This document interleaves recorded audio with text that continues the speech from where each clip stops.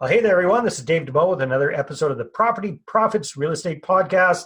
Today, it is my pleasure to be interviewing Kevin Bupp, all the way from beautiful Florida. And I'm up here in Canada, freezing my buns off in BC right now, so I'm a little bit jealous. And Kevin, if you haven't heard of him, is a very accomplished real estate entrepreneur. He's done all sorts of things over the last 20 years. And nowadays, his main focus is on mobile home park investing. He's got mobile home parks in 13 different states and definitely knows his stuff when it comes to this kind of investment. So welcome to the interview, Kevin. How are you doing today? I'm doing great, Dave. Thanks for having me. Very much looking forward to it. My pleasure. So looking at your bio, it looks like you've done a few different things. Tell me, let's go back in time, 20 years or whatever it was. What was it that first sparked your interest in real estate investing, and how did you get started at the very beginning? Yeah, I wish I could take credit for me being the one that had the idea of getting into real estate investing, but it wasn't to my credit. It was more so to a gentleman by the name of David, who became a mentor of mine. And I met David through a girl I was dating. David he's about 20 years older than I am. Just that's what he did locally where I grew up in Pennsylvania. He was a real estate investor, had a lot of single family rentals, smaller multifamily properties, and lived a pretty cool lifestyle. And it's something that was very new to me, and I had an interest in what he was doing. I was going to college at the time, a local community college, and didn't really know what I wanted to do when I grew up, and knew I wanted to make money and do something with my life. I just didn't know what that was, and I think David might have seen that in me, like kind of a kid with no direction, and ultimately we became friends. Long story short, he took me underneath his wing after attending a boot camp with him, went to a real estate training boot camp, and he took me underneath his wing. And I worked for him for about a year and a half, didn't get paid, was over there. Any time that I wasn't in class or attending bar in the evenings, I was with David either at his home office or out in the field, basically doing whatever he needed me to help him do to grow his business so that I could learn exactly what it was he was doing and how he was doing it. And so I fell in love with real estate, very shortly after he introduced me to it. And I didn't know much then. I didn't know too much at all. However, I did know that it was something that was very exciting and something that I knew, given enough time and energy, I'd be able to wrap my arms around it and do something pretty cool with it. So, and that was really the beginning. That was a very humble beginnings. Well, actually, you know what? You kickstarted things probably the best possible way anybody could. And that is being mentored directly by somebody who's actively doing it and working for free. I mean, that's, we can learn through the school of hard knocks. We can go out and invest in training and coaching and mentoring, or we can work for free. And I think at your age and at that time, and probably at any stage, that's probably the best way to do it by far. So what was your first investment property? What was the first thing that you bought yourself? Yeah, it was a very rundown single-family row home in Harrisburg, Pennsylvania. Paid $15,000 for it. It was in a very bad neighborhood. Probably wouldn't buy that home again, given what I know today. But that was the very first one. The intent was so. I'll back up a little bit. David's MO was to buy properties for long-term cash flow, and so he was at a different stage of his life, though, and so everything he bought with the intent of holding and actually living off that cash flow. I had limited funds at that age. I had money that I'd saved up from tending bar, and that was about it. And so I originally bought that property with the intent of actually renovating it and actually having it as a rental. However, it only cash flowed a few $100s a month. I was out of money after that first property. I needed to actually build up kind of a war chest of capital that I could use. And so although the intent was really just follow his game plan, that game plan fell apart pretty quickly, and I had to actually flip that property, and I flipped the next couple of properties or wholesaled, either renovated and flipped or wholesaled until I actually had enough capital to where I could buy a property and comfortably keep that and continue building the business on the side here, flipping and building more of a war chest. So that's what I did. That first one was, again, just scary. Lots of mistakes was made. He was there to give me guidance along the way. His relationships really came into play there. The most of the lending came from a hard money lender that he introduced me to, and so lots of the resources that made that deal actually happen were a direct result of that relationship that I built with David. Oh, that's cool. So nowadays, or fast forward through the last 20 years, let's talk about how and when did you get inspired or curious and involved in investing in mobile home parks? Yeah, What has that's that a been that's a going on great for? question. That's a great question. So, like a lot of folks, I got started with the single family stuff and built up quite a large portfolio in my 20s. Acquired over 100 single family rental properties. Also had about 500 apartment doors and had owned some other commercial real estate as well. That was all leading up to 2008. 2008 absolutely crushed me. I was down here in Clearwater, the Tampa Bay area at that point in time. Yeah. So Florida was kind of ground zero for the real estate crash.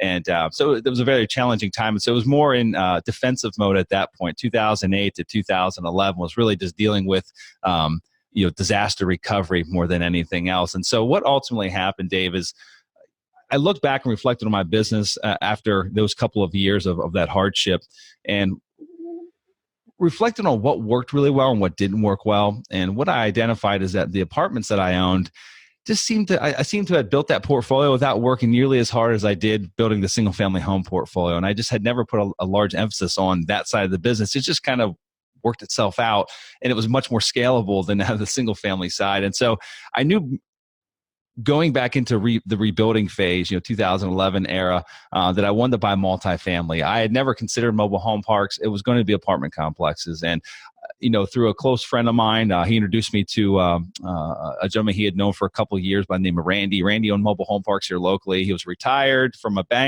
from banking, and basically bought a couple communities. And that's what he was doing. And I wasn't going to meet with him just or because I had an interest in what he did. I just wanted to meet someone new. I always enjoy meeting new folks that are successful. And so I had a lunch with Randy, really, again, with no interest of digging or picking into his brain about mobile home parks, but that's ultimately what occurred. And had a 2-hour lunch with him, piqued my interest in many different ways about mobile home parks. And I left that meeting basically committing to myself that I was going to buy a mobile home park sometime over the next year and either prove or disprove all these great things that Randy had to say about this business. So that was back in 2011, bought our first park in 2012, and have been doing so ever since. So has that become like your main bread and butter thing? That's what you focus on these days? It is. I have a lot of investments, and I'm pretty diversified as far as like my investments are concerned. So I've got investments in self-storage that are passive. I've got investments with a lot of different multifamily operators that are passive, medical office, what have you. But mobile home parks is our business. That's what we do on a day in, day out basis. We raise capital from accredited investors, and we own and operate communities, again, as you mentioned, beginning of the show, through 13 different states right now. So that is our core focus.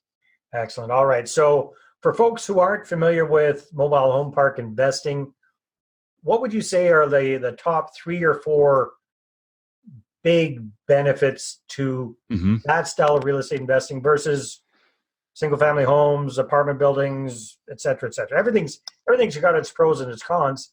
You've done a lot of different things. What is it that you like the most about mobile home parks? Yeah, there's a number of things. And some of the big things that Randy piqued my interest on were the one was barrier to entry. Mobile home parks are the only asset class that have a diminishing supply, meaning that there's more parks that are actually being redeveloped or shut down than that are actually being brought online each and every year. And there's 2 reasons behind that.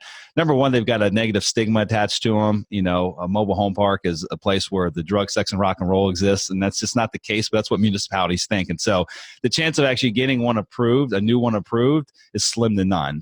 In addition to that, they're not great from a tax basis standpoint for a municipality. That they're much better tax situation if an apartment's built in that same place or a retail shopping center, what have you. And so there's not much of an incentive for a municipality to approve a new mobile home park to be built. And also the neighbors are, we don't want that in our backyard. They have that type syndrome as well. And so there's a major barrier to entry here. And there's a benefit behind that, because if we buy a mobile home park in a great market, we don't have to worry about a competitor buying a vacant lot down the road and building another community. So I really like that aspect of it. Another big one was the turnover. Most of these residents own their own home, and the average length of tenancy in a community is 12 years. Wow. So when they own their home, it's just like they own a single family home in the neighborhood.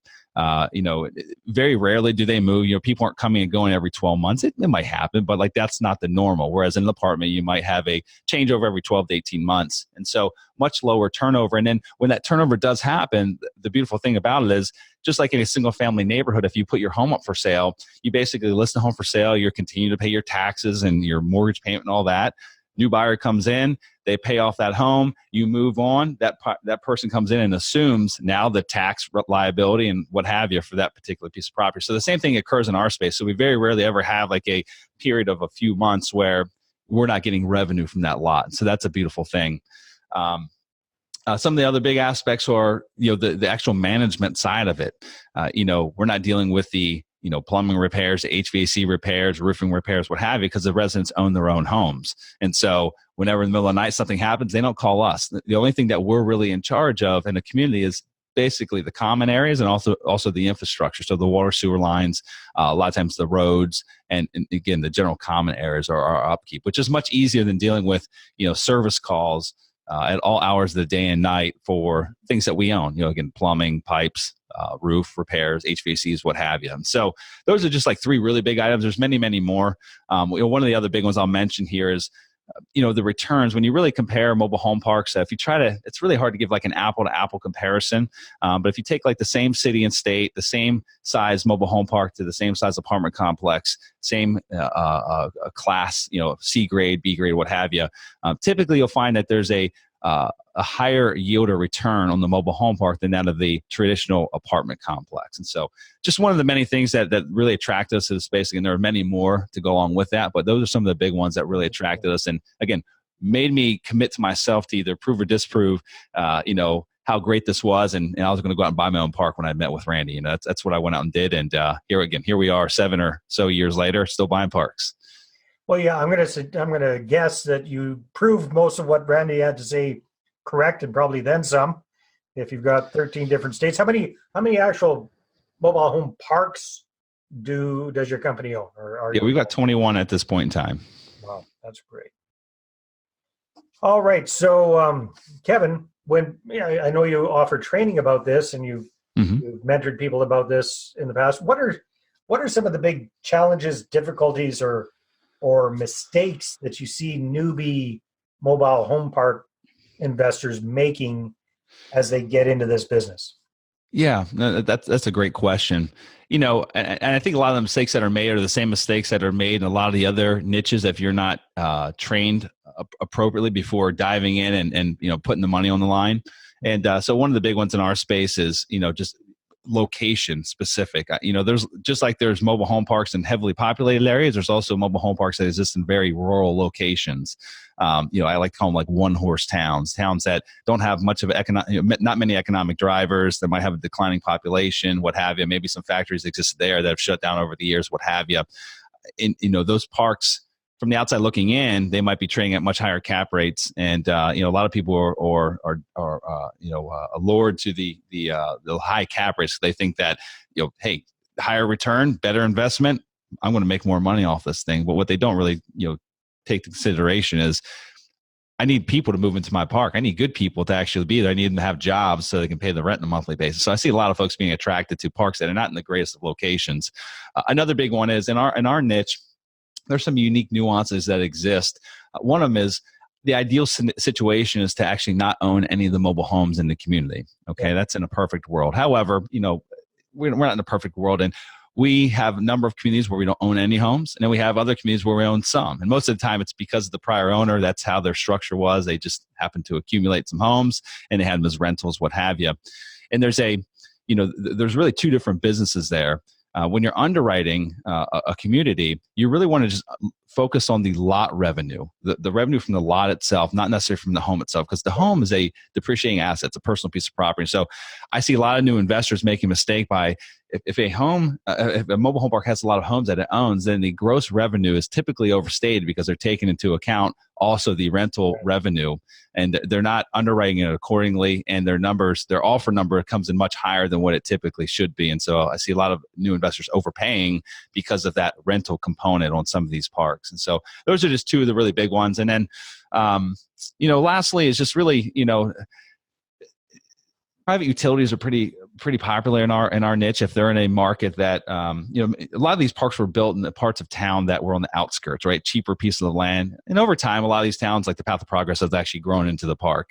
But there's still a lot of these communities that are on private utilities. So for sewer systems, it would be septic systems, wastewater treatment plants, lagoons, for water to be well systems, and not really getting a handle on that before buying something, not truly having engineers come in and actually inspect all these components can get you into a lot of trouble. So I've seen a lot of newbies also really lose a lot of money not understanding what they're stepping into, and a lot of times it could be a complete disaster, if you've got failing sewer systems, what have you. So that's some of the big ones that come to mind. So just in the last minute and a half that we got here, this is a loaded question, but out of the 21 parks that you guys own and the experience you have with your students and taking into account different markets, et cetera, what's kind of like a ballpark figure for a price tag on one of these parks? And I understand there's so many. Yeah, that is a loaded question. So there's a certain size. Yeah, I can tell you what it is for us, because again, anything more than one mobile home is a mobile home park. So you might find a piece of land with 2 homes on it; it's classified as a mobile home park, right? And so, our average size is 100 lots or larger. So, but 100's about the average, like about the minimum that we'll look for. And so, based on that, our typical deal size is somewhere between $2 and $5 million. Again, there's many smaller parks out there. The very first park that we purchased was up in Atlanta. It was a small little 34 space community. It was a bank-owned property. We picked it up for $200,000. Wow. And we've purchased some other, less expensive parks over the years. But nowadays, for us, about $2 to $5 million is a normal price point. All right, very good. And is it kind of the normal 20, 25% down, the rest gets financed by the bank kind of situation? Is that? Yeah, and it really depends on the size of the community. So basically, there's anything under $1 million, you're going to be basically relying on like a local community or credit union type of a lender to get the deal done. And I'd say that normal situations would be, a 30% down payment, 20-year amortization on those smaller loans. Now, once you get up into the 1 million plus and definitely the 2 million plus range, there's lots of other institutional type lenders available. Fannie Mae and Freddie Mac are very much in our niche. However, their typical loan amount, they like to see 2 million or higher. They do make some exceptions here and there. There's also many different CMBS or conduit lenders that are in our space that, again, all these, between Fannie Mae, Freddie Mac, and these conduit lenders, they have 30-year amortizations, 20 to 25% down, and much more attractive interest rates than that of a smaller local bank or credit union might have. Makes sense. Kevin, this has been great. Time flies when we're having fun, my friend. Thank you very much. Yes. If people want to find out more about Kevin Bupp and how they might be able to get some assistance when it comes to mobile home park investing, what should they do? Yeah, you can find me on my website, kevinbupp.com. There's links there to the different podcasts that I host on a weekly basis. I have a commercial real estate investing podcast called Real Estate Investing for Cash Flow.